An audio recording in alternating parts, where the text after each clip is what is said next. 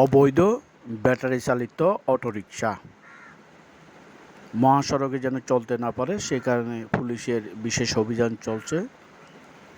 Police বলছে battery চালিত গাড়িগুলার কোনো বৈধ কাগজপত্র না থাকার ফলে তারা গাড়িগুলা রাস্তায় চালাচ্ছে, সে কারণে অবৈধ গাড়িগুলা আটক করছে, অর্থাৎ আটক করে জব্দ করে নিয়ে যাচ্ছে। পুলিশ আরও বলছে অদক্ষ ড্রাইভার গাড়িগুলা চালানোর ফলে সড়কে প্রায় দুর্ঘটনা ঘটছে, অন্যদিকে যানজট সৃষ্টি করছে।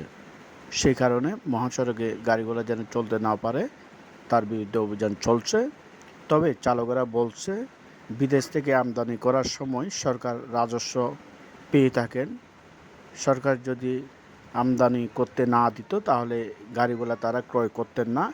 এখন ধার দেনা করে গাড়িগুলা ক্রয় করেছেন, তারা ক্ষতিগ্রস্ত হচ্ছে। আর সাধারণ মানুষ বলছে সরকারের একটি নীতিমালা করে গাড়িগুলা সড়কে চলতে দেওয়া উচিত বলে তারা মনে করেন।